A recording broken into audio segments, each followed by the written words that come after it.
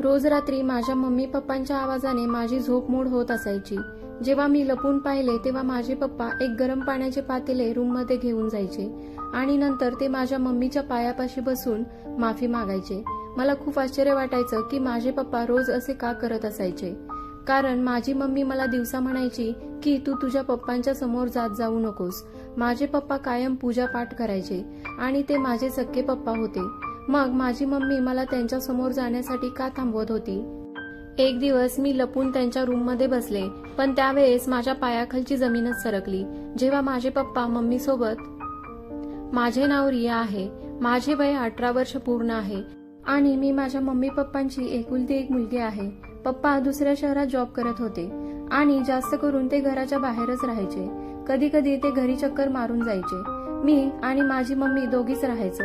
आम्हाला कोणीच नातेवाईक नव्हते, ना मम्मीच्या माहेरचे ना पप्पांच्या घरचे, आणि घरात सुद्धा मी माझ्या मम्मी पप्पांना एकटीच होते। जोपर्यंत मी छोटी होते तोपर्यंत मला एकटेपणाची जाणीव होत नव्हती, पण जेव्हा मी मोठी झाली आणि शाळेत जायला लागले तेव्हा मला पण वाटू लागलं की छोटा भाऊ किंवा बहीण असती तर मी त्यांच्यासोबत खेळले असते आणि माझा वेळ सुद्धा त्यांच्यासोबत घालवला असता। पण माझी मम्मी मला म्हणायची की तू तुझ्या खेळण्यासोबतच खेळत जा, कारण आता तुझा भाऊ किंवा बहीण या जगात येऊ शकत नाहीत। पप्पा जेव्हा घरी यायचे तेव्हा थोडेच दिवस राहून निघून जायचे, त्यामुळे पप्पांसोबत मला आपलेपणा वाटत नव्हता। मी विचार करायचे की ज्यांचे पप्पा घराच्या बाहेर असतात कदाचित त्यांना सर्वांना सुद्धा माझ्यासारखेच आपल्या पप्पांबद्दल वाटत असेल। जेव्हा मी माझ्या मैत्रिणीच्या घरी खेळायला जायचे तेव्हा ती मला खूप आनंदाने खूप सारी खेळणी आणि भेटवस्तू दाखवायची, जे तिचे पप्पा तिच्यासाठी घेऊन येत असत। माझ्या पप्पांना तर कधी वाटत सुद्धा नसेल की आपण सुद्धा आपल्या मुलीला एखादी खेळणी खेळायला घेऊन जाऊ। एक दिवस जेव्हा पप्पा घरी आले होते तेव्हा मीच माझ्या पप्पांजवळ खेळायला खेळणी मागितली होती, पण माझी मम्मी पप्पा गेल्यानंतर मला खूप ओरडली आणि म्हणाली की इथून पुढे तू तुझ्या पप्पांजवळ तू काहीच नाही मागायचं, तुला जे हवं आहे ते माझ्याजवळ मागत जा, मी तुला आणून देत जाईल। जशी जशी मी मोठी होत गेले तसं मला वाटत होतं की माझे मम्मी पप्पामध्ये आपलेपणा नव्हता। ते दोघे एकमेकांसोबत फक्त कामापुरतच बोलत होते। जी मोठी भांडणे नवरा बायकोंमध्ये असतात आणि तीच भांडणं नवरा बायकोंमध्ये प्रेम निर्माण करतात, असे माझ्या मम्मी पप्पांमध्ये कधीच मला दिसलं नाही। माझी मम्मी माझ्या पप्पांपासून लांब लांब राहायची। माझे पप्पा तर खूप प्रेमळ स्वभावाचे होते। मी कधीच आमच्या घरी कोणत्या नातेवाईकाला येताना पाहिलं नव्हतं। मी स्वतःच अंदाज लावायचा प्रयत्न करायचे की कदाचित आमचे या जगात कोणीच नसेल, नाहीतर असंही होऊ शकतं की माझ्या मम्मी पप्पांनी सगळ्यांसोबत नातं तोडलं असेल। मला समजत नव्हतं की मम्मी आणि पप्पा कोणत्या गोष्टीवरून एकमेकांसोबत नाराज असायचे, जे मी लहानपणापासूनच पाहत आले आहे। माझी मम्मी मला पप्पांच्या जवळ सुद्धा जाऊ देत नसायची। जेवढे दिवस माझे पप्पा घरी असायचे मम्मी मला इकडे तिकडे कामाला लावायची, नाहीतर शेजारी दिवसभर खेळायला सोडायची आणि रात्रीची घेऊन यायची। मी आणि मम्मी एकाच रूममध्ये झोपत असायचो आणि माझे पप्पा दुसऱ्याच रूममध्ये झोपत असायचे। जेव्हा मी माझ्या मम्मीला म्हणायचे की तू आणि पप्पा एकाच रूममध्ये का नाही झोपत, तेव्हा तिच्याजवळ कोणतेच उत्तर नसायचं। माझे पप्पा खूप चांगले होते, प्रत्येक वेळी मला हसून पाहायचे। जेव्हा मी त्यांच्याजवळ खेळायला खेळणी मागितली होती तेव्हा त्यांनी पुढच्या वेळेस येताना मला खूप सारी खेळणी खेळायला आणली होती। मी जेव्हा त्या खेळण्यासोबत खेळायला लागले तेव्हा मम्मीने मला इशाऱ्याने त्या खेळण्यासोबत खेळायला नकार दिला। असेच दिवसांमागून दिवस जात होते आणि मी आता 18 वर्षांची झाले होते। माझे पप्पा रिटायर झाले होते आणि आता ते कायमचे घरात आले होते। आता मम्मी पप्पा सोबतच एका रूममध्ये झोपायला लागले। जेव्हा मी ही गोष्ट माझ्या मैत्रिणीला सांगितली तेव्हा ती म्हणाली होती की ते तुझे सख्खे पप्पा नसतील, त्यामुळेच तुझी मम्मी त्यांच्याजवळ जाण्यासाठी तुला नकार देते। आता मला सुद्धा हेच वाटू लागलं होतं की कदाचित माझे पप्पा माझे सावत्र पप्पा असतील, त्यामुळेच मम्मी मला त्यांच्याजवळ जाऊ देत नाही। पण एक गोष्ट ही सुद्धा होती की त्यांच्यामध्ये नवरा बायकोचं प्रेम मला कधीच दिसत नव्हतं।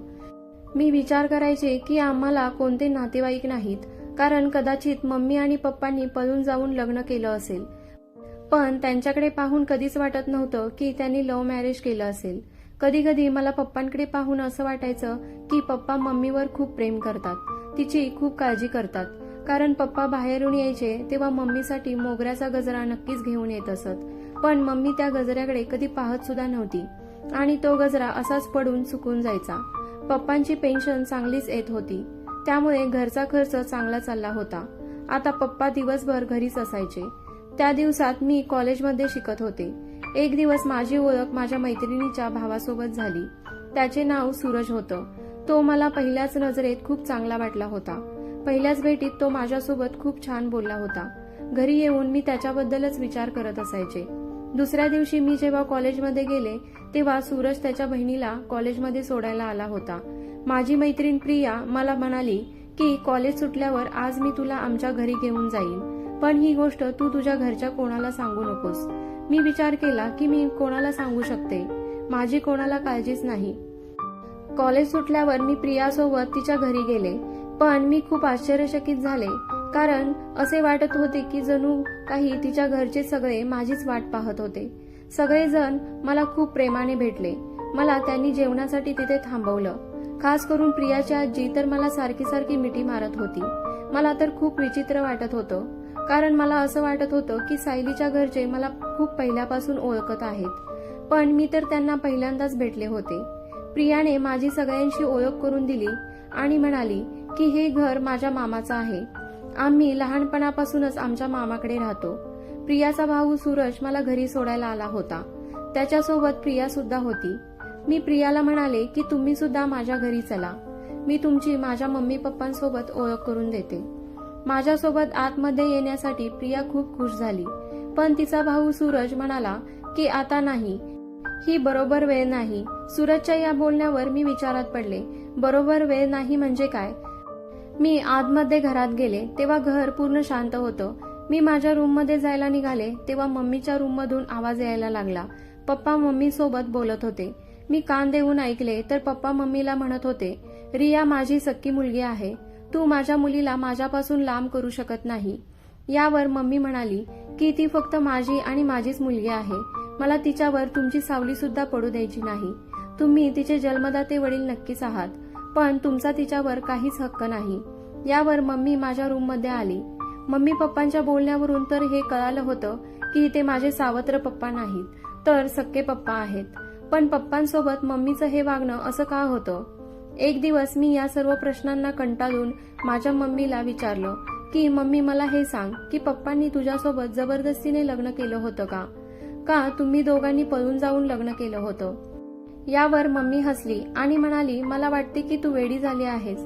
तुझ्या पप्पांचे आणि माझे सर्वांसमोर लग्न झालं होतं. मग मी म्हणाले, तुमचे लग्न जर तुमच्या मर्जीने झालं होतं तर नंतर असं काय झालं की तू पप्पांसोबत अशा प्रकारे वागतेस? मम्मी मला ओरडली आणि म्हणाली, हा प्रश्न तुझा नाहीये, तू आमच्या दोघात पडू नकोस, आम्ही आमचे पाहून घेऊ. मी त्या दोघांना त्यांच्या नशिबावर सोडलं आणि विचार केला की या दोघांची मर्जी असेल तर करू दे, मला काय करायचंय. मी माझ्या मैत्रिणीच्या प्रियाच्या घरी आता सारखी सारखी जाऊ लागले होते. कधी कधी तिच्या भावासोबत सूरज सोबत सुद्धा भेट होत असे. मला सूरज आवडू लागला होता, पण त्या दिवसानंतर तो माझ्यासोबत काहीच बोलत नव्हता. आता आजकाल रात्री मम्मी पप्पांच्या बोलण्यामुळे माझी झोप मोड होत असे. पहिली तर मी डोळे झाकून पडूनच जायचे, पण एक दिवस मी लपून पाहिले तर मला धक्काच बसला. पप्पा गरम पाण्याचे पातेले त्यांच्या रूममध्ये घेऊन जात होते आणि काही वेळानंतर पप्पा मम्मीच्या पायापाशी बसून माफी मागत होते. मी खूप हैराण झाले होते की पप्पा हे असे का करत होते. आता त्यांनी असे काय केले होते की ते मम्मीच्या पायापाशी बसून असायचे. मला वाटले की हे 2 दिवसांची गोष्ट असेल, पण दुसऱ्या दिवशी सुद्धा त्यांच्या आवाजाने माझी झोप मोड झाली. त्या दिवशी सुद्धा पप्पा मम्मीच्या पायापाशी बसून माफी मागत होते. एक दिवस मी विचार केला की अशी काय गोष्ट असेल की मी हैराण झाले होते. मला राहवलं नाही, म्हणून मी एक दिवस मम्मीला विचारलं की पप्पा रोज तुझ्या पायापाशी बसून माफी का मागतात आणि गरम पाणी रूममध्ये का घेऊन जातात. माझे बोलणे ऐकल्यावर मम्मी घाबरली आणि म्हणाली, मूर्ख झाली आहेस का तू? तू रात्री झोपायचं सोडून आम्हाला लपून पाहतेस का? नंतर मम्मी म्हणाली की काही दिवसांपूर्वी मी घरातले काम करताना पडले होते आणि पायाला मुक्का मार लागला होता. तुझे पप्पा रात्रीच्या वेळेस गरम पाण्याने माझा पाय शेकतात आणि त्यानंतर मला मेडिसिन देतात. मम्मीने मला तो लागलेला पाय दाखवला, पण इथपर्यंत तर गोष्ट ठीक होती. मी विचारलं की मग पप्पा तुझे पाय पकडून माफी का मागतात? तेव्हा मम्मी रागाने लाल झाली आणि मला म्हणाली की मी प्रत्येक गोष्ट तुला सांगू शकत नाही आणि तू तुझ्या पप्पांसमोर जास्त जाऊ नको, मला सुद्धा राग आला आणि मी रागातच म्हणाले की मी माझ्या पप्पांसमोर जाणार. तेव्हा मम्मी रागाने ओरडली आणि म्हणाली, मग तू माझे मेलेले तोंड पाहशील. मी तुला लवकरच या घरातून लग्न करून पाठवीन. मला आता या सर्व गोष्टींचा खूप त्रास होत होता. प्रिया मला परत तिच्या घरी घेऊन गेली होती. आम्ही त्यांच्या दरवाजावरच होतो की तिचा भाऊ सूरज आतमधून आला आणि मला पाहून त्याच्या चेहऱ्यावरचा रंगच उडाला. पण तो पटकन आमच्या समोर आला आणि मग त्याच्या बहिणीच्या प्रियाच्या कानात काहीतरी म्हणाला. प्रिया मला म्हणाली की आमच्या घरी काही पाहुणे आले आहेत. तू परत आमच्या घरी नंतर येतेस का? चल, मी तुला तुझ्या घरी सोडून येते. तिच्या या हरकतीवर मी खूप हैराण झाले होते.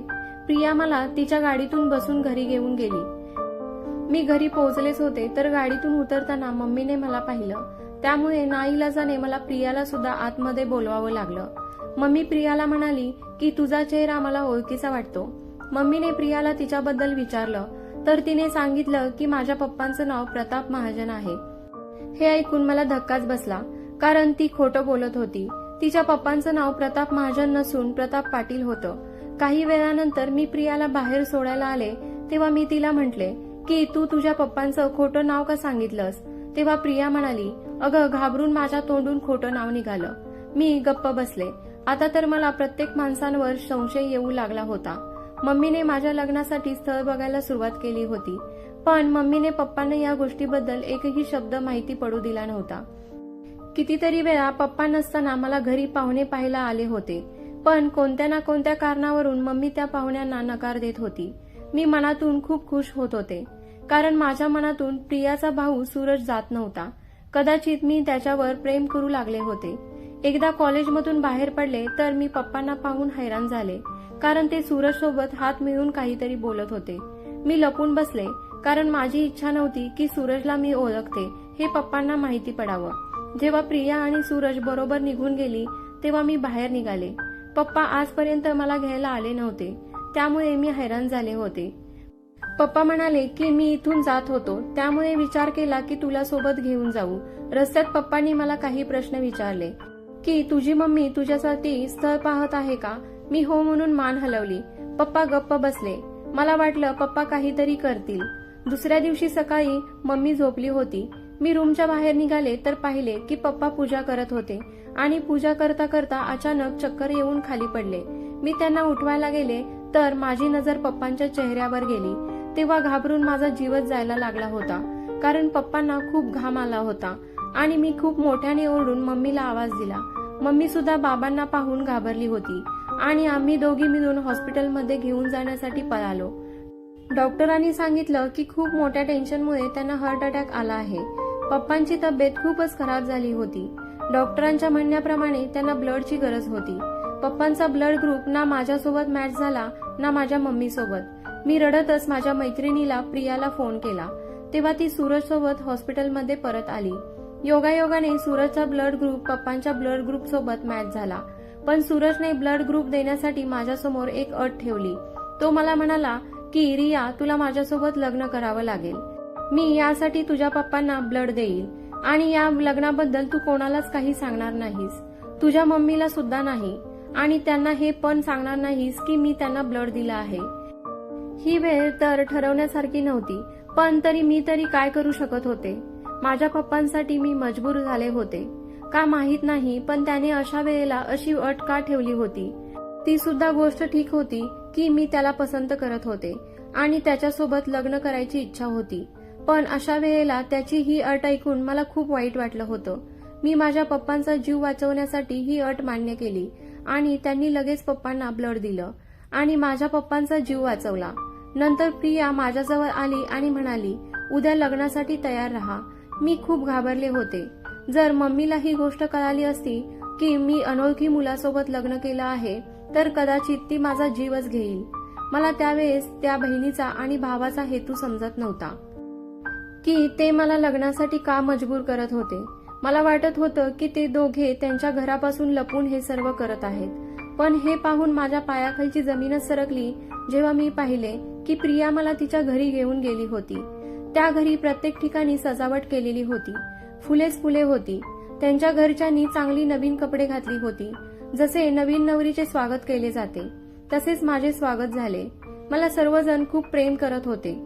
मला त्यांच्यावर शंका घ्यायला हवी होती, पण एवढे प्रेम दिल्यामुळे मी शंका कशी काय घेऊ शकत होते. शेवटी कंटाळून मी माझ्या नशिबावर सोडलं की जे होईल ते होईल. माझं लग्न झालं. घरातले सर्वजण खूप खुश होते. त्यांना सर्वांना माझ्याबद्दल काहीच माहिती नव्हती. मग का मला इतक्या आनंदाने त्यांच्या घरची सून बनवत होते. लग्नानंतर प्रिया मला हॉस्पिटलमध्ये घेऊन गेली. रस्त्यामध्ये मी तिला खूप विचारण्याचा प्रयत्न केला होता की हे सर्व काय आहे, पण ती गप्प बसून राहिली होती. फक्त एवढेच म्हणाली की खूपच लवकर तुला सर्व काही समजेल. आता तू तुझ्या पप्पांकडे जा. मी हॉस्पिटलमध्ये गेले. मम्मी मला पाहून काळजीने म्हणाली की तू आतापर्यंत कुठे होतीस. मी तिला खोटंच सांगितलं की मी घरी फ्रेश होण्यासाठी गेले होते. पप्पांना आता बरं वाटत होतं. त्यांच्याकडे पाहून मी हा विचार करत होते की माझी त्यांच्या जीवनाचे रहस्य जाणून घेण्याची इच्छा तिथल्या तिथेच राहिली आणि आता माझे स्वतःचे जीवन एक कोडे बनले होते. आता मला पण मम्मीची हालत पाहून वाटत होतं की तिला पप्पांचा खूप मोठा धक्का बसला आहे. मी तिला लपून छपून रडताना पाहिलं होतं. काल मला विश्वासच बसत नव्हता की ती पप्पांसाठी रडत होती. पप्पा ठीक झाले तेव्हा आम्ही त्यांना घरी आणलं. दुसऱ्या दिवशी अचानक दरवाजा वाजला. दरवाजा मम्मीने उघडला. दरवाजातल्या लोकांना पाहून तर मी श्वास घेणंच बंद केलं होतं, कारण समोर माझं संपूर्ण सासर होतं. माझा नवरा, त्याचे आई वडील, आजी आजोबा सगळ्यांना पाहून माझ्या चेहऱ्यावरचा रंगच उडाला होता. आता मी विचार करत होते की माझ्या आईला काय उत्तर देऊ, पप्पांना काय सांगू की मी तुमच्यापासून लपून लग्न केलं आहे. मी काहीतरी म्हणायला तोंड उघडलं तेव्हाच मम्मीचा जोरदार आवाज झाला की तुम्ही इथे सर्वजण का आला आहात. आमचे कोणाशीच काहीच संबंध नाहीये. सूरजचे पप्पा आतमध्ये आले आणि म्हणाले, आमच्यासोबत तुझे नाते नाही, पण तुझ्या मुलीसोबत आमचे नाते आहे. ही आमची भाची नसून सून आहे. काही दिवसांपूर्वीच माझा मुलगा सूरज सोबत तिचं लग्न झालं आहे. हे ऐकून मम्मी खाली कोसळली आणि माझ्याकडे अशा नजरेने पाहिलं की मी लज्जेने मान खाली घातली. ते लोक थोडा वेळ बसून पप्पांना भेटून निघून गेले. ते लोक गेल्यानंतर मी मम्मीला म्हणाले की मम्मी, तुझे त्या माणसांसोबत काय नातं आहे. तू पप्पांसोबत असं का वागतेस. आज तू मला सर्व काही सांग. माझ्या मम्मीने माझा हात धरला आणि रूममध्ये घेऊन गेली आणि सगळी हकीकत सांगायला लागली, जे ऐकून मला चक्कर यायला लागली होती. मम्मी सांगत होती की मी आणि तुझे पप्पा कॉलेजमध्ये असल्यापासून एकमेकांवर प्रेम करत होतो आणि आमचे चांगले नशीब की आमच्या घरच्यांना सुद्धा काहीच अडचण नव्हती. तुझ्या पप्पांनी माझ्यासाठी घरच्यांना पाठवलं होतं तेव्हा माझ्या घरच्यांनी सुद्धा ते स्वीकार केलं होतं. त्यामुळे आम्ही पहिल्यापेक्षा जास्त भेटायला लागलो होतो. एक दिवस तुझ्या पप्पांनी सगळ्या मित्रमैत्रिणींना पार्टी दिली होती. त्या दिवशी आम्ही सर्वांनी खूप एन्जॉय केला होता. पार्टी करून जेव्हा सगळे निघून गेले तेव्हा मी सुद्धा घरी जायला निघाले होते. तेव्हा तुझ्या पप्पांनी मला थांबवलं आणि म्हणाले की तू लगेच आता जाऊ नकोस. थोडा वेळ आपण गप्पा मारू आणि मग जा. गप्पा मारता मारता वेळ कसा निघून गेला कळलंच नाही आणि कधी आमच्या एकांतात राक्षस आला कळलंच नाही. तुझे पप्पा माझ्यासोबत लग्ना अगोदरच चुकीचं करू लागले होते. मी त्यांना खूप थांबवण्याचा प्रयत्न केला, पण ते पूर्णपणे नशेमध्ये बुडाले होते. मी काहीच करू शकले नाही आणि गप्प बसून रडत राहिले. सकाळ झाली तेव्हा मला खूप लाज वाटत होती. मी बदनाम झाले होते. होणाऱ्या नवऱ्याच्या घरी रात्रभर राहणाऱ्या मुलीला गल्लीतल्या लोकांनी टोमणे देऊन देऊन तिचे जीवन अवघड केलं होतं. माझे घरचे लोक खूप त्रासात होते, कारण लोकांचे बोलणे त्यांना खूप त्रास देत होते. मी तुझ्या पप्पांना लगेच लग्न करूया असं सुद्धा सांगितलं, पण त्यांनी माझं म्हणणं ऐकलं नाही आणि म्हणाले मला हा गव्हर्नमेंट जॉब लागणे खूप महत्वाचे आहे. आपण 6 महिन्यानंतर लग्न करू. त्याच वेळेस मी प्रेग्नेंट राहिली. ही गोष्ट काय माहीत कशी आमच्या गल्लीत पसरली. माझी खूप बदनामी झाली होती. ही गोष्ट जेव्हा त्यांच्या पप्पांना घरच्यांना कळाली आणि हे सुद्धा कळाले की हे सर्व काही त्यांच्या मुलामुळे झाले आहे, तेव्हा ते लवकर लग्न करण्यासाठी तयार झाले होते. मी त्यावेळेस खूप रडत असायचे. माझी कोणती चूक नसताना मला शिक्षा भोगावी लागत होती. तुझ्या पप्पांनी माझ्यासोबत जे काही केलं ते खूप चुकीचं होतं. त्यामुळे त्यांचा तिरस्कार करायला लागले होते. माझे मन एक दगड झाले होते आणि माझ्यासाठी ते मेले सुद्धा होते. तुझ्या जन्मानंतर माझे आणि तुझ्या पप्पांचे लग्न करण्यात आले आणि लग्नानंतर जेव्हा मला निरोप द्यायची वेळ आली तेव्हा माझ्या मम्मी पप्पांनी मला सांगितलं की इथून पुढे आमचा आणि तुझा काही संबंध नाही. त्यांनी माझ्यासोबत नातं तोडलं आणि म्हणाले की तुझ्यामुळे आमची इज्जत धुळीला मिळाली आहे. हे सर्व मीच का सहन करू? त्यामुळे मी तुझ्या पप्पांना म्हणाले की मी तुमच्या घरी येणार नाही. तुम्हाला सुद्धा तुमच्या घरच्यांशी संबंध तोडावे लागेल, नाहीतर मी आणि माझी मुलगी नदीत उडी मारून जीव देईन. तुझ्या पप्पांना त्रास देण्यासाठीच तुला तुझ्या पप्पांपासून दूर ठेवलं आणि माझ्या सुद्धा जवळ येऊ दिलं नाही. सगळी चुकी त्यांचीच होती. मागच्या 18 वर्षापासून ते माझी माफी मागतात, पायापाशी बसून हात जोडतात. मी जेव्हा त्यांना माफ करण्याचा विचार करते तेव्हा मला त्या सर्व गोष्टी आठवतात. जर त्यांनी माझ्यासोबत लग्न केलं नसतं तर माझं आणि तुझं काय झालं असतं? पण त्या दिवशी त्यांना हॉस्पिटलमध्ये पाहून माझं मन पागळलं. आयुष्यात पहिल्यांदा त्यांच्याबद्दल मी विचार केला की जर त्यांना काय झालं असतं तर. त्यामुळेच मी त्यांना माफ केलं. जे लोक आपल्या दारावर आले होते ते सर्व पप्पांच्या घरचे होते. ते लोक सर्व खूप चांगले आहेत, पण मला वाईट वाटतं की माझ्यासोबत नातं तोडलं आहे. मम्मी पप्पांचे सर्व बोलणे ऐकून मी गप्प राहिले. नंतर मला पप्पांनी सांगितलं होतं की सूरजने त्यांना शोधून काढलं होतं. त्याचीच इच्छा होती की सर्वांची तुटलेले नाते परत जुळवावे. आजी आजोबा पप्पांना खूप मिस करत होते आणि पप्पांसोबत त्यांची भेटण्याची इच्छा होती, कारण 18 वर्षापासून त्यांनी पप्पांना पाहिलं नव्हतं. त्यामुळे तो सर्वांना घेऊन या शहरात राहायला आला. सगळ्यांना एकत्र आणण्यासाठी प्रियाला माझ्यासोबत मैत्री करायला सांगितली होती, कारण मी तो मार्ग होते जो यामध्ये कामाला आला असता. सूरजच्या घरच्यांना सर्व माहिती होती की मी कोण आहे, त्यामुळे माझ्यासोबत ते खूप प्रेमाने वागत होते. सूरजने पप्पांना ब्लड देण्या अगोदर ही अट ठेवली होती, कारण मम्मी नकार देऊ शकत होती. सूरजला त्या दोघांना एकत्र आणायचं होतं, त्यामुळे त्याने ही अट ठेवली होती, ज्यामुळे मी पप्पांसाठी लग्नाला नकार देऊ शकत नव्हते. सूरजच्या घरच्यांना सगळ्यांना माहित होतं की पुढे काय होणार आहे. मम्मीने पप्पांना माफ केलं. दोघांची 18 वर्षांची शिक्षा आता संपली होती. सूरज हा पप्पांच्या बहिणीचा मुलगा होता, म्हणजे माझ्या आत्याचा मुलगा. माझ्या मम्मीने तिच्या सासरी पहिल्यांदाच पाय ठेवले तेव्हा आमचे स्वागत असे केले की आता परत कोणच मागच्या आठवणी काढणार नाहीत. आता आमचे जीवन एक नवीन पद्धतीने सुरू झालं होतं.